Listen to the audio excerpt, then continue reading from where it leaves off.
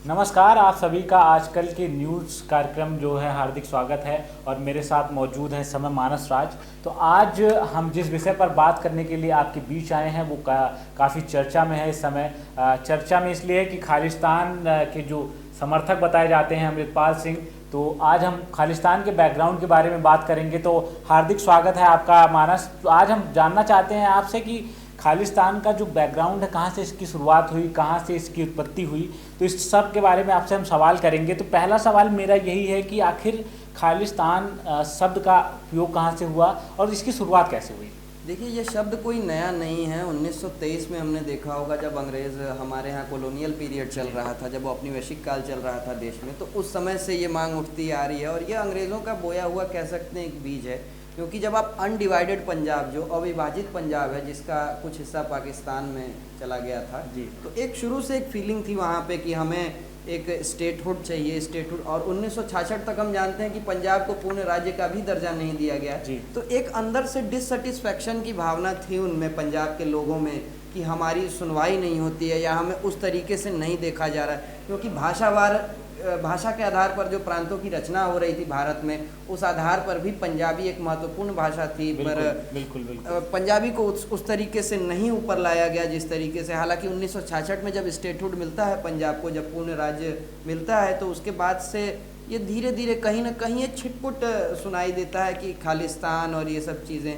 पर इसका जो पीक टाइम कह सकते हैं आप, 1978 में जाके आता है, जब जर्नैल सिंह भिंडरावाले नाम का एक इंसान, जो दमदमी टकसाल, एक उनकी धार्मिक संस्था है दमदमी टकसाल का, जब वो हेड बनता है। और हम जानते हैं कि जैसे अमृतपाल के केस में क्या है कि अमृतपाल की कोई बैकग्राउंड ऐसी नहीं रही, लेकिन जर्नैल सिंह भिंडरावाले की एक बहुत बड़ी रिलीजियस बैकग्राउंड रही थी। वो उन 8 भाई बहन थे और उनके माँ बाप ने उन्हें बचपन में ही दान दे दिया था दमदमी टकसाल को। और 1978 में वो इलेक्ट होकर चुन के उस दमदमी टकसाल के हेड बनते हैं। तो फिर इसमें आगे चीज़ें फिर बढ़ती हैं और धीरे धीरे कई तरह की पॉलिटिक्स इसमें काम करती है। कांग्रेस की विद इन राइवलरी, कांग्रेस की अकाली दल से पॉलिटिक्स इसमें रोल प्ले करती है। सवाल यही आ रहा है कि मानस, कि जिस तरीके से भिंडरेवाला का कांड हुआ, जिस तरीके से सिख दंगे हुए, उसके बाद जिस तरीके से स्वर्ण मंदिर में सारा वो जो पुराना था ना वो हुआ, उसके बाद जिस तरीके से अभी कुछ महीनों में अमृतपाल के आने के बाद जिस तरीके से घटनाएं पंजाब में घटी, और पंजाब की के अलावा जिस तरीके से विदेशों में भी खालिस्तान की आवाज़ उठी है, तो उसको लेकर काफ़ी ज़्यादा लोगों में जिज्ञासा है कि आखिरकार भिंडरेवाला था कौन और इसकी मांग क्या थी और इसने किस तरीके के जो है कृत्य किए थे उस पर भी है। और क्या अमृतपाल जो है भिंडरेवाला बनने की रास्ते पर चल पड़ा है। और लेकिन अगर हम ये कहें कि भिंडरेवाला रास्ते पर चल पड़ा है, भिंडरेवाले के अमृतपाल, तो लेकिन भिंडरेवाला कभी डर के भागा नहीं, लेकिन अमृतपाल डर के भाग रहा है। तो इस पर आप किस तरीके से देखते हैं इस सारी चीज़ों को? देखिए, अमृतपाल डर के भाग रहा है या फरार है या किसी की गिरफ्त में है, ये बात कई तरह की खबरें चल रही हैं मीडिया में। हालांकि मीडिया रिपोर्ट्स पर नहीं जाते हैं। और जो भिंडरेवाला से हम शुरू करते हैं कि जर्नैल सिंह भिंडरावाले की, जैसा हमने पहले बात की कि उसकी एक रिलीजियस बैकग्राउंड हुआ करती थी। 8 साल की उम्र में ही उसने दमदमी टकसाल, उसके माँ बाप ने उन्हें दे दिया था कि आप जाइए, अब गुरु दी सेवा करिए, जो चीज़ें होती हैं उनमें, जैसे हमारे यहाँ जो आश्रम व्यवस्था है, तो उस तरीके से उनकी एक पूरी ट्रेनिंग हुई थी। अमृतपाल के केस में क्या आप देखेंगे कि वो साल 1.5 साल पहले उसकी सिख वाली लुक भी नहीं थी उसकी, वो खालसा तक नहीं था, तो वो खालिस्तान की मांग कैसे करने लगा, ये भी अपने आप में एक सोचने वाली बात है। इसकी कोई बैकग्राउंड नहीं समझ में आती है कि ये कहाँ से आया है। ये एक नॉर्मल, ये फैंसी हेयर कट रखता है, ये ना पगड़ी पहनता है। 1 साल पहले तक जो फ़ोटोज़ आ रही हैं सोशल मीडिया से और अन्य माध्यमों से, उसमें हम देखते हैं तो अमृतपाल एक अचानक से आया हुआ कैरेक्टर है। ये दीप सिद्धू की जब बात आती है कि किसान आंदोलन में जब वो एक्टिव थे दीप सिद्धू और उनकी मौत हो गई, तो कुछ जो तत्व हैं जो बाहर, जो कनाडा और इस तरह की जो काफ़ी लिबरल डेमोक्रेसीज़ में जो लोग रहते हैं और जो सिख हैं, तो उनका अभी एक उनके दिमाग में वो चीज़ बैठी है। 1978 ऑपरेशन ब्लू स्टार और 84 के दंगे, ये सब चीज़ें उनके दिमाग में बैठी हैं, तो वो इस चीज़ को पुश करते रहते हैं बार बार। तो ये सवाल है कि अगर आप देखेंगे इतिहास इन सारी चीज़ों का, तो 1929 से शुरुआत हुई और इसमें जब जवाहरलाल नेहरू के बीच 3 लोगों ने जब हुआ कि पूर्ण स्वराज की जो मांग की गई थी उस पर जब हुआ, तो वहाँ पर 3 मोहम्मद अली जिन्ना ने मुस्लिम लीग के थे, उन्होंने विरोध जताया। दलित समुदाय समूह से भीमराव अम्बेडकर ने, और शिरोमणि अकाली दल की तरफ से भी इसका विरोध जताया गया था उस समय। और उसके बाद फिर 1947 से अलग राज्य की मांग की जाने लगी, अब एक अलग देश की मांग की जा रही है। तो आप इसको किस तरीके से देखते हैं और किस तरीके से बाहरी जो देश में खालिस्तान को लेकर जिस तरीके से अमेरिका में हुआ अभी हाल ही में, तो उसको किस तरीके से देखते हैं, किस तरीके की मुहिम चल रही है और सरकार को किस तरीके से इस पर नज़र रखनी चाहिए और सख्ती बरतनी चाहिए भारत सरकार को, और कहाँ खामी रह जा रही है आखिरकार? देखिए, खामियों की सबसे पहले हम बात करेंगे। जो आपने आखिरी सवाल पूछा वहीं से शुरू करते हैं कि खामियां तो थी, इसमें कमी भारत सरकार में भी थी, इसमें कमी पंजाब सरकार में भी थी। हमारे पास तमाम ऐसे कानून हैं, जब कोई स्टेट के खिलाफ युद्ध छेड़ने की अगर सोच भी रहा है तो हम उसको डिटेन कर सकते हैं, मुझसे पूछताछ कर सकते हैं। ऐसा क्यों नहीं किया गया, ये सवाल क्यों पूछा नहीं जा रहा? सिर्फ पंजाब की ही सरकार इसमें दोषी क्यों है? पंजाब की सरकार निश्चित तौर पे दोषी है, क्योंकि कानून व्यवस्था उनके अंडर में थी। और अजनाला का जो आपने देखा होगा, जो पुलिस थाने का कांड हुआ, वो सब चीज़ें सामने आई निकल के। लेकिन इसमें केंद्र की सरकार, उनके पास यूएपीए और तमाम ऐसे कानून हैं जिसमें कोई अगर सेपरेशन और इन सब चीज़ों की सोच भी रहा है तो आप उसको डिटेन कर सकते हैं, उसको कड़ी से कड़ी उस पर कार्रवाई कर सकते हैं। तो यही सवाल है कि भारत सरकार जिस तरीके से अमेरिका में भारतीय एम्बेसी के बाहर जिस तरीके से खालिस्तान का जो फ्लैग जो लगाने का प्रयास किया गया, उसके बाद भारतीय एम्बेसी की तरफ से भी उसको विरोध में बड़ा फ्लैग लगाया गया, 2 गुना 3 गुना बड़ा फ्लैग लगाया गया। लेकिन क्या भारत सरकार को इस पर कुछ सख्त संदेश नहीं देना चाहिए कि किस तरीके से चीज़ें ना हो, फिर से दोबारा ना हो? और आप हाल में देखेंगे तो विदेशों में जिस तरीके से ऑस्ट्रेलिया में भी हुआ खालिस्तान को लेकर, अब अमेरिका में हुआ, तो कहीं ना कहीं ये बढ़ रहा है। तो इसको किस तरीके से रोका जा सकता है? इस पर भारत सरकार को क्या कदम उठाना चाहिए जो अभी तक भारत सरकार ने नहीं उठाया है? देखिए, सिख कम्युनिटी जो है हमारे देश की एक बहुत ही धनी और बहुत ही अच्छी कम्युनिटी मानी जाती है। पूरी दुनिया में सिख फैले हैं, पूरी दुनिया में। जैसे अजय बंगा साहब आज भारत आ रहे हैं, मास्टर कार्ड के जो बिल्कुल बिल्कुल। तो सिख कम्युनिटी पूरी दुनिया में फैली। आप देखेंगे थाईलैंड में है, वो मिडिल ईस्ट में है, अफ्रीका में है, आपको यूरोप में मिलेंगे आपको सिख, मतलब पूरी दुनिया में आपको सिख मिल जाएंगे। पर जब आप ये सेपरेशन और इन सब चीज़ों की बात करते हैं तो एक सेंस ऑफ कॉन्फ्लिक्ट जो कहते हैं ना, कि अंतर विरोध एक चलता है उनका, वो वापस से 78 और 80 का जो दौर था, जो 1980 का, जिसमें जर्नैल सिंह भिंडरावाले थे, पंजाब में काफ़ी अराजकता फैली हुई थी, और तो उस दौर में ये ले जाना चाहते हैं। पर हमें यहाँ ये चीज़ समझनी होगी कि अमृतपाल और जर्नैल सिंह भिंडरावाले, जब जर्नैल सिंह भिंडरावाले कुछ भी नहीं था, मात्र वो एक संत था, जब वो सेवादार ही था, तो उस समय से लोग उसको संत बाबा जर्नैल सिंह जी खालसा भिंडरावाले कहा करते थे। लेकिन मेरा सवाल, आपने जो ये बताया, इसमें यह आया कि अमृतपाल सिंह दुबई रहता था कुछ साल, और अचानक आया दीप सिद्धू के मौत के बाद, वो अचानक आया और उसको वारिस पंजाब डे का जो है लीडर बना दिया गया। तो आखिरकार जो विदेश में रह रहा था उसको भारत में आकर वारिस पंजाब डे का लीडर बना दिया जाता है, इसने सराखों पर रखा जाता है। साथ में ही आपने देखा होगा कि स्वप्न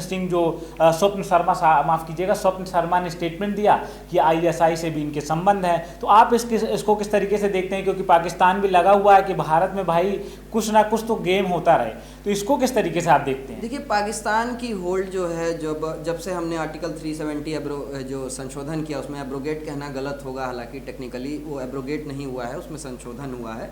तो जब से वहाँ हुआ तो पाकिस्तान का जो एक प्रोजेक्शन था, वहाँ पे जो वो नैरेटिव फैलाया करते थे कश्मीर में कि आप परेशान हैं, आप ऑप्रेस्ड हैं, ये नैरेटिव उनके ख़त्म हो रहे हैं। और वहाँ की जनता भी अब ये समझ रही है कि अगर हमें डेवलपमेंट चाहिए, अपने बच्चों का फ्यूचर चाहिए, हमें विकास चाहिए, तो हमें भारत के मेन स्ट्रीम के साथ मिल के चलना होगा।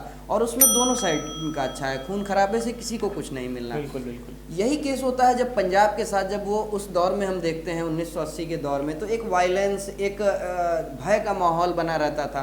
पाकिस्तान उसी चीज़ को वापस शुरू करना चाहता है बार बार, कोई शक नहीं है इसमें कि वो कोशिश करता रहता है, ISI बार बार कोशिश करता है। इस समय पाकिस्तान की राजनीतिक हालात जो हैं वो इस तरह के हैं कि वो डायरेक्टली कुछ करने की स्थिति में नहीं है। आप देखने होंगे कि घुसपैठ की जो नंबर्स हैं, जो पहले काफ़ी घुसपैठ होती थी हमारे बॉर्डर्स पे, खासकर नॉर्थ वेस्ट बॉर्डर पे, जो कश्मीर का जो बॉर्डर लगता है, LOC है जो, वहाँ से काफ़ी घुसपैठ हुआ करती थी। सारी चीज़ें कम हैं, तो पाकिस्तान को कहीं ना कहीं ये लग रहा है कि हमारी रिलेवेंस भारत में ख़त्म हो रही है, हमारी रिलेवेंस उनको समझ नहीं आ रही। तो वो करते क्या है कि जो भी उनको मदद मिलती है, जो भी एड्स मिलती है, अब ये कहीं प्रूवन तो नहीं है, लेकिन कुछ एक्सपर्ट्स और रक्षा विशेषज्ञ ये कहते हैं कि अगर उनको $100 मिलते हैं तो वो $20 निश्चित तौर पे भारत में खर्च करते हैं उस पर। तो ISI का एक रोल इसमें। अब आते हैं अमृतपाल पे। जब हम देखेंगे कि अमृतपाल तो ये बोलता काफ़ी अच्छा है, वाक्पटुता है इस इंसान में, और इंग्लिश जानता है, ये बड़ी अच्छे से अपनी बातों को रखता है, तो लोगों को लगता है ये तो कोई बहुत बड़ा दार्शनिक और आइडियोलॉग टाइप का इंसान है। पर एक जगह इसकी ट्रेनिंग जो है कह सकते हैं कि कच्ची रह गई, और वहाँ पे ये था कि इसने गुरुद्वारे में जब ये गया इसने फर्नीचर तोड़ना शुरू कर दिया। कभी भी हर जगह जहाँ भी ये गया, अजनाला में गया तो इसने गुरु ग्रंथ साहिब को आगे करके अपने जो भी काम करवाने थे या बातें मनवानी थी वो करवाई। तो इस तरह से गुरु ग्रंथ साहिब की आड़ लेके और इस तरह के काम करना, तो पहले ही ये सिख कम्युनिटी इतनी बेवकूफ़ नहीं है जितना ये प्रोजेक्ट किया गया इन दिनों सोशल मीडिया में कि सारे सिख अमृतपाल के साथ हैं। अगर नहीं है, अगर ऐसा होता, हम आपको बताना चाहेंगे भास्कर कि कुछ सेक्शंस ऐसे हैं पूरे दुनिया में, जैसे मैंने कहा कि जो लिबरल डेमोक्रेसीज हैं, काफ़ी ज़्यादा लिबरल, जैसे कनाडा है और अमेरिका है, ऑस्ट्रेलिया है, यूके है, ये जो काफ़ी बड़ी डेमोक्रेसीज हैं, जो डेमोक्रेसी का जो झंडा बरदार हैं जो देश, इनमें एक सेक्शन ऐसा है जो मैंने कहा कि वो 1980 वाला सेंस, उनमें आज भी वो भिंडरा वाले और चीज़ों को मानते हैं। हाँ, 1984 का सिख दंगा, उन चीज़ों को वो मतलब उनके घाव अभी तक कह सकते हैं एक तरह से ताज़ा हैं, तो वो उस तरीके से देखते हैं। अब बात यहाँ आती है कि अमृतपाल ने अपने एक स्टेटमेंट में एक बड़ी मज़ेदार बात कही जो चर्चा का विषय भी थी, हालांकि उस पर ज़्यादा चर्चा नहीं हुई, कि अगर हिंदू राष्ट्र सही है, हिंदू राष्ट्र की, तो सिख राष्ट्र, जैसा कि आपने कहा सिख राष्ट्र, तो यहाँ हमें ये समझना होगा कि क्या वो हिंदू राष्ट्र की वकालत कर रहा है, क्या वो हिंदू राष्ट्र को सपोर्ट कर रहा है ऐसा बोल के कि अगर हिंदू राष्ट्र सही है तो सिख राष्ट्र, तो ये चीज़ें लोग नहीं समझ रहे।